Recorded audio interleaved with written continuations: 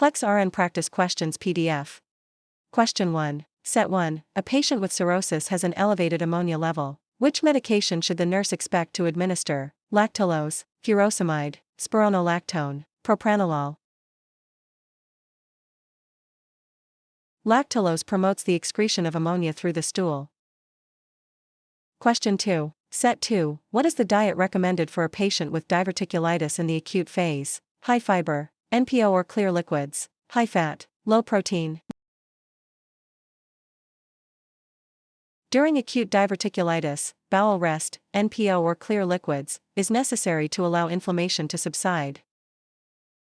Question 3. Set 3. A client has a chest tube. The nurse notes continuous bubbling in the water seal chamber. What does this indicate? Normal function, an air leak, the lung has expanded, the tube is occluded.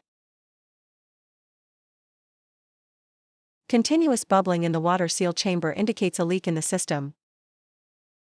Question 4. Set 4. A nurse is caring for a patient with atrial fibrillation. What is the primary risk for this patient? Heart failure, thromboembolism and stroke, ventricular tachycardia, hypotension. Stasis of blood in the atria can lead to clot formation and subsequent stroke. Question 5. Set 5. A patient has a suspected fracture. What is the first priority? Administer pain medication, immobilize the limb, apply ice, obtain an X-ray. Immobilization prevents further tissue damage and reduces pain. Question 6. Set 6. What is the antidote for heparin overdose? Vitamin K, protamine sulfate, naloxone, acetylcysteine. Protamine sulfate neutralizes the effects of heparin. Question 7. Set 7. What is the priority intervention for a patient experiencing chest pain? Administer morphine, obtain a 12-lead EKG, check blood pressure, call the family. A 12-lead EKG is the priority to determine the cause of chest pain, ischemia versus me. Question 8. Set 8. A patient is post-bronchoscopy. What is the nurse's priority assessment? Pain level, gag reflex, urinary output, blood pressure. The gag reflex must return before the patient can safely eat or drink to prevent aspiration. Question 9. Set 9. A patient with type 1 diabetes is shaky and sweaty. What should the nurse do first? Administer insulin, check the blood glucose level, give 15 g of simple carbohydrates, notify the provider. Assessment of blood glucose is the first step when hypoglycemia is suspected. Question 10. Set 10. Standard precautions apply to which of the following? Only patients with known infections, all patients regardless of diagnosis, only patients in ICU, only surgical patients. Standard precautions are used for all patients to prevent cross-contamination. Question 11. Set 11. A patient is taking warfarin. Which lab value should be monitored? APTT, point/INR, platelets, WBC.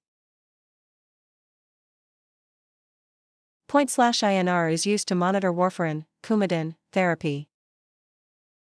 Question 12. Set 12. A patient is scheduled for surgery. When should the consent be signed? In the OR, after the sedative is given, before any preoperative medications are administered, in the recovery room. Consent must be signed while the patient is alert and not under the influence of mind-altering drugs. Question 13. Set 13. A pregnant woman is at 32 weeks gestation. Which sign should she report immediately? Leg cramps, blurred vision or headache, backache, frequent urination. Blurred vision and headaches are signs of preeclampsia.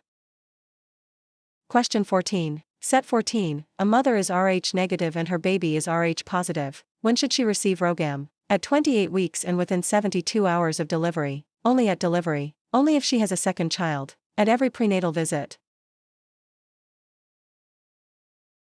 RhoGAM is given to prevent isoimmunization in Rh-negative mothers.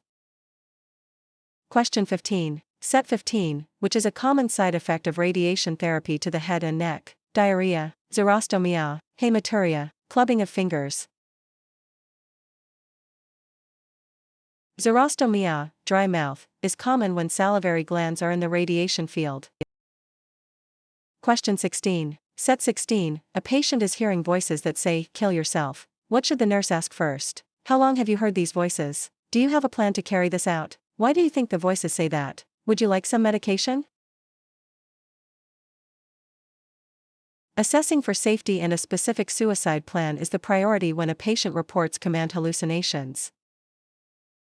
Question 17. Set 17. What is the golden hour in newborn care? The first hour after birth for skin-to-skin and bonding, the first hour of active labor, the first hour of the second stage, the hour before discharge.